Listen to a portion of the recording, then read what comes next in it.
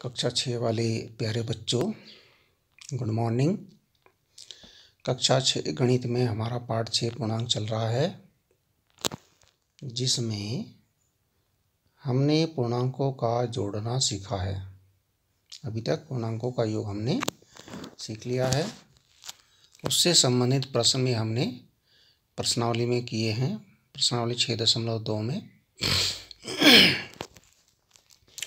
आज हम योज्य प्रतिलोम के बारे में पढ़ेंगे। योज्य प्रतिलोम के बारे में हमने पहले भी पढ़ा है और योज्य प्रतिलोम पहले भी हमने बताया है, फिर से बता रहे हैं। योज्य प्रतिलोम होता क्या है?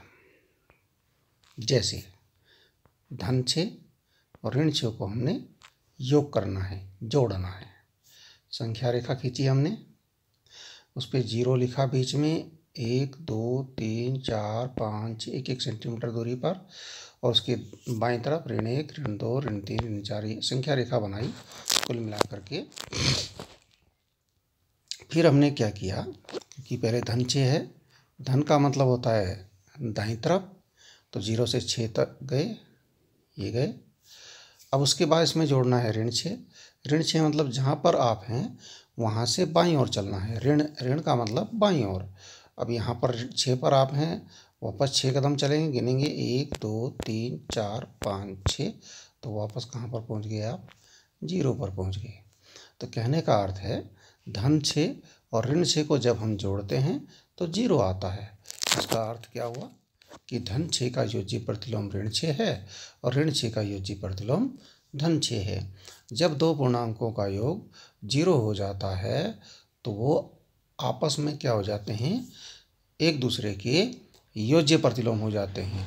जैसे धन 6 का योज्य प्रतिलोम कौन है? धन 6 का योज्य प्रतिलोम ऋण 6 और ऋण 6 का योज्य प्रतिलोम धन 6 है ना। क्यों है? क्योंकि दोनों का योग 0 हो रहा है। संख्या रेखा पर आपने चेक भी कर लिया है। चलो इसके बाद देखिए, फिर हम जोड़ते हैं ऋण 4 और धन 4 को। इसको जोड़ लेते हैं।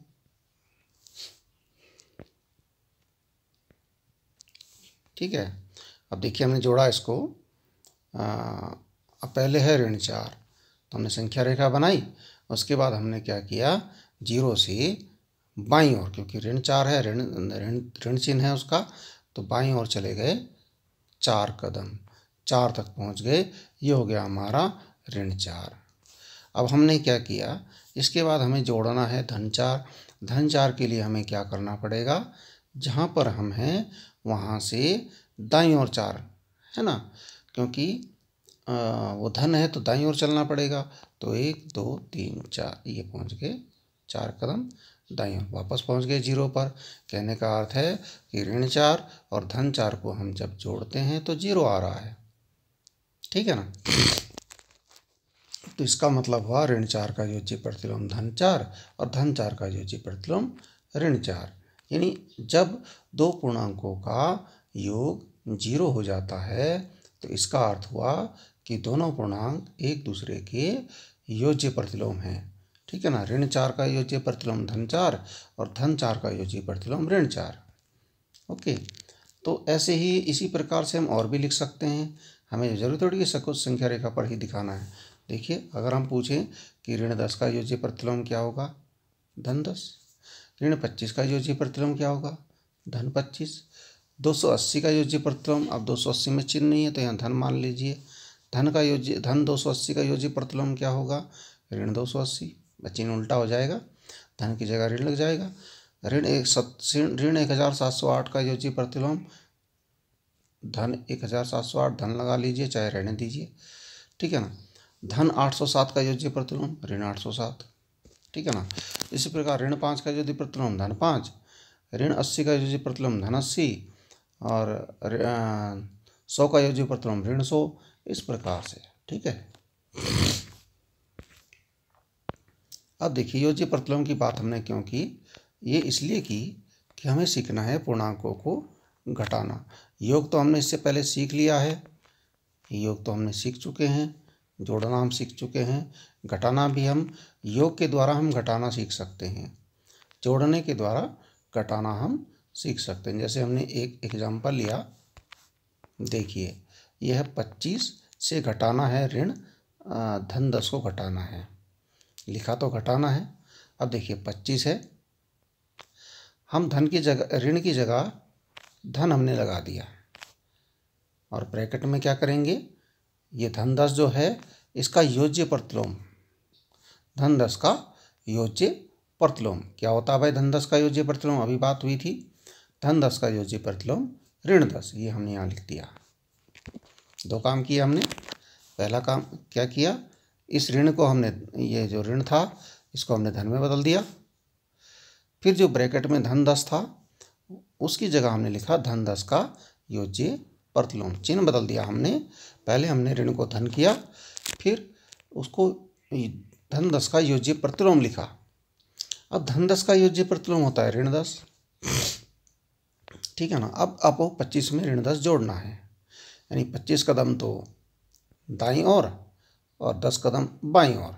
अब जहाँ पर पहुँचेंगे, मान लीजिए आप 15 पर पहुँच गए, ठीक है ना। कुल मिलाकर के क्या होता है, जब हम दो अलग अलग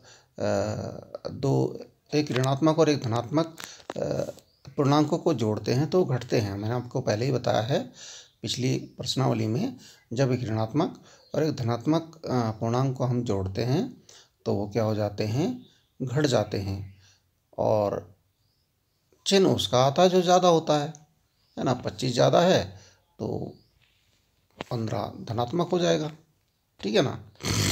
15 आपका धनात्मक हो जाएगा, ठीक है, ठीक है। अब इसी प्रकार से हमने करना है। अब देखिए 180 में से ऋण 270 को घटाना है, ठीक है ना।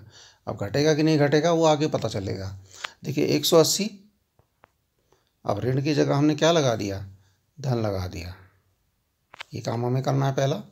दूसरा, कौन से ऋण की जगह, जो घटाने वाला ऋण है, सारे ऋण नहीं, इस वाले ऋण की जगह जो बीच में है, ये तो पूर्णांक का अपना चिन्ह है, ये घटाने का चिन्ह है, तो ये घटाने के चिन्ह को हमने क्या कर दिया, धनात्मक कर दिया।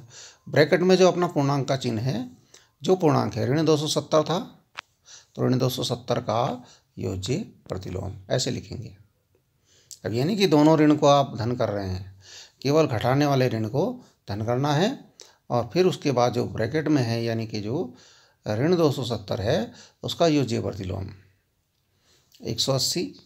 अब ऋण 270 का योज्य प्रतिलोम क्या हो गया, धन 270, और बीच में धन ये हमने कर ही रखा था। अब देखिए दोनों धनात्मक पूर्णांक हो गए, अब तो जुड़े, घटेंगे नहीं है तो जुड़ेंगे, जोड़ दीजिए। कहने का अर्थ है 180 में से ऋण 270 को जब घटाते हैं तो जुड़ जाता है भाई, जुड़ा हमारा तो आ गया 450। दोनों धनात्मक हैं तो धन का ही चिन्ह आएगा। अब आगे देखिए, आगे प्रश्न है आपके पास, इसको देखिए। एक एग्जाम्पल और लिया है हमने, यह है ऋण 27 से धन 27 को घटाना है। ऋण 27 से धन 27 को घटाना है। क्या होगा, ऋण 27, इस ऋण की जगह हमने जो घटाने वाला ऋण है उसको हमने कर दिया धन, इस चिन्ह को बदला। देखिए ऋण 27 का ऋण नहीं बदला हमने, वो उसका अपना पूर्णांक का चिन्ह है, इसको हमने बदला, ऋण बीच वाले ऋण को धनात्मक कर दिया। और ब्रैकेट में जो धन 27 दूसरा पूर्णांक है जो घट रहा है उसका हमने योज्य प्रतिलोम लिखना है, धन 27 का योज्य प्रतिलोम, धन 27 का योज्य प्रतिलोम ऋण 27। अब देखिए ऋण 27 में ऋण 27 को जोड़ना है, यानी दोनों ही ऋणात्मक पूर्णांक हैं तो ये जुड़ जाएंगे, जुड़ेंगे और हो जाएगा 27 और 27 होता है 54। चिन्ह कौन सा आएगा, क्योंकि दोनों का चिन्ह एक समान है, ऋण ही आएगा, ठीक है, ठीक है। अब देखिए निम्न को हल कीजिए, ये आपने हल करना है। जैसे हमने यहाँ एक बार आपको थोड़ा बता देते हैं, हम यहाँ पर करके दिखा रहे हैं। जैसे ये 600 है, अब इस ऋण की जगह हम लगा देते हैं धन, और ब्रैकेट में ऋण 240 जो है इसको हम कर देते हैं इसका योज्य प्रतिलोम। ऋण 240 का योज्य प्रतिलोम होता है धन 240, ये लिख कर दिया हमने। देखो सीधे हमने डायरेक्ट लिख दिया धन 240। अब देखिए जुड़ेगा कि घटेगा, क्योंकि 600 तो धनात्मक है, 240 भी धनात्मक है तो जुड़ेगा, और धनात्मक चिन्ह आ जाएगा, ऋणात्मक तो उसमें है ही नहीं। इसी प्रकार से आपने करना है, ठीक है। चिन्ह का ध्यान रखना, ठीक है। इतना काम कर लीजिए आप, ये प्रश्न भी कर लीजिए, 2 मैंने दिए हैं, ठीक है। धन्यवाद।